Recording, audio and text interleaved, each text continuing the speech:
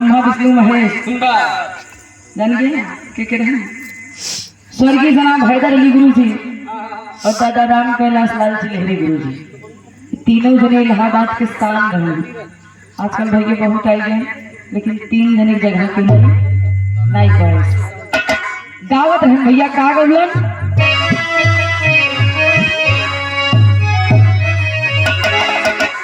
कहीं मोरा दुल्हा परदेसिया अरे मोरा राजा परदेसिया लवट के नाही आए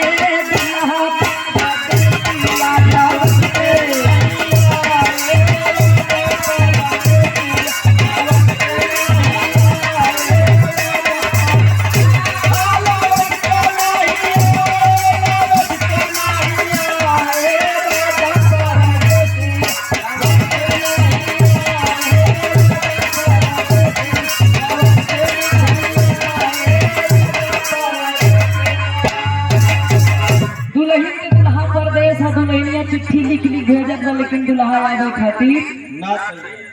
ए भैया तब दुल्हन कहा था का कहे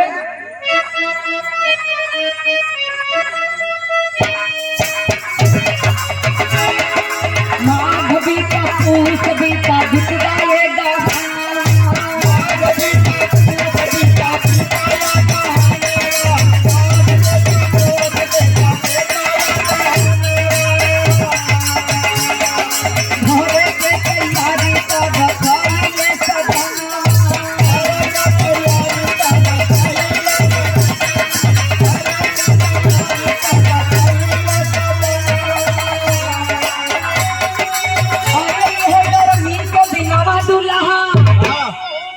जेठ के दिनवा दुल्हा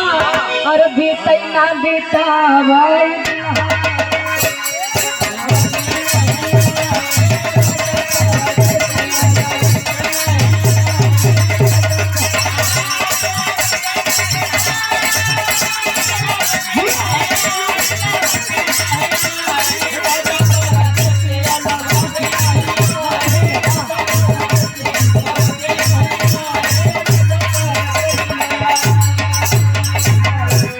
महीने बीत गए लेकिन हमार दुल्हा आवे खातिर तैयार नहीं गए भैया इता दादा राम कैलाश गावतन लेकिन लाल जी लहरी गुरु जी के लाइन गए का गान भैया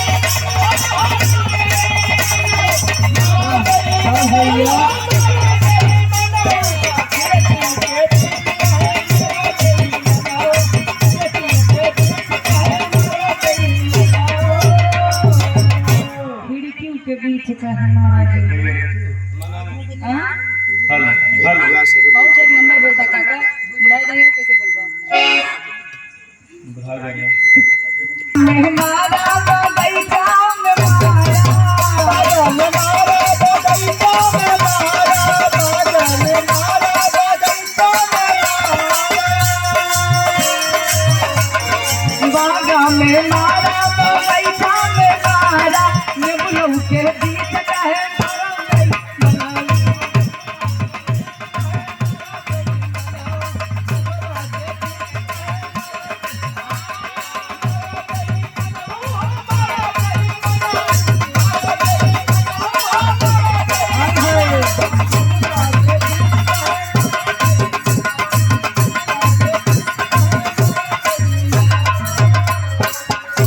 नेबुलऊ के बीच काहे मारा देई लाल जी लहरी गुरु जी का नहीं भैया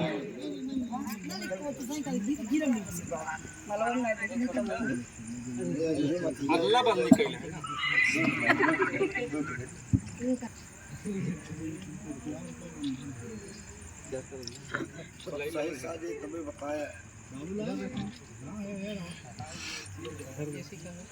ऐसी रेमनी चाहिए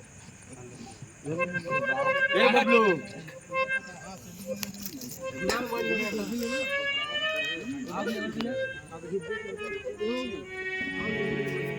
बड़ा ही अच्छा आशीर्वाद धर्म के हमारे बड़े भाई बहुत मंच भई लेकिन कभो भी भैया हमके कुछ कहलन नहीं ऐसा रवैया बहुत कम देखे भैया जे बनाए कहते ना एक आदमी जान सुधरी ले नाम न ले हम जे हमका बनाए कहते एक आदमी जान प्रसादी पाए गए छोड़ दे लेकिन आज तक रिकॉर्ड है कम से कम 200 कार्यक्रम भइल भैया हमके कुछ ना कहलन बड़ा सम्मान से गायकी करेलन और बड़ा आशीर्वाद प्रेम स्नेह दुलार मिलेला हमारे भैया से धर्म के बड़े भाई बिरहा जगत में एक अलग पहचान अलग छवि प्रयागराज से भैया के नाम के मोहताज ना हुए बहुत सारा रुपया के आशीर्वाद सुंदर खुशबहार कहल गई का बाबू जी कुलदीप भैया दिलीप भैया से डॉक्टर लोग का भैया भैया बताए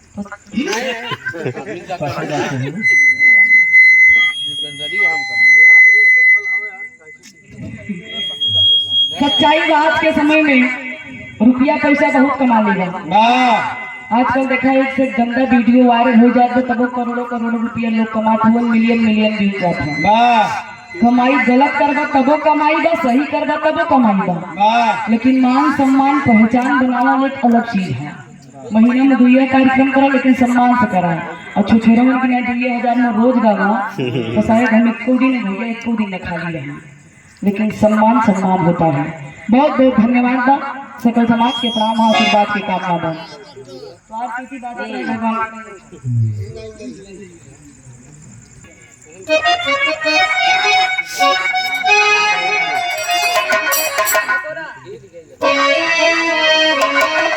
अरे झकोरा मारई झुलनी अरे झकोरा मारई झुलनी बारी झुलनी बा ए बाबा पतिया राल का किन पतिया राल का झुलनी मैं बता सकती लेकिन हम देखे रहे तब गए थे मेरे नाई को वाह पहले के जमाने में चल रहा है ये लतिया के पीछे में कोई ना सब्जा बोले कहीं कहीं के गुलाब बोले वाह और कब को नहीं झूलनी उ देख के हैदर अली गुरु जी गावत रहे का बोले अरे झकोरा मारई झूलनी ए पंचो झकोरा मारई झूलनी साड़ी लहराई हो झकोरा सारी लहराए हो झकोरा झुलनी सारे लहराए हो झकोरा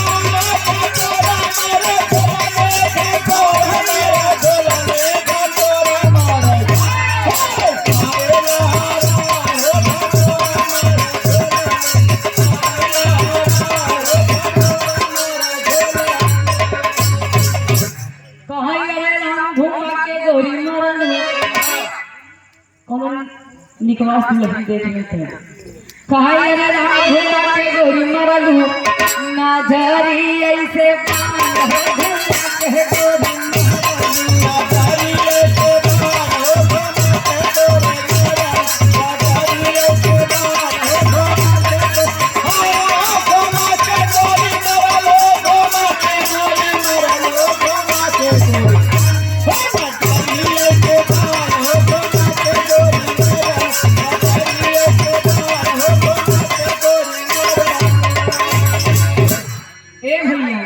उठा के गोरी मारलू बैठा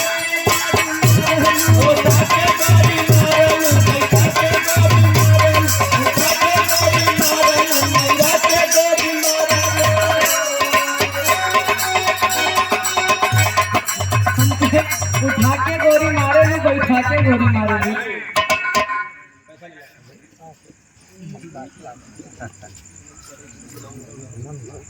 अच्छा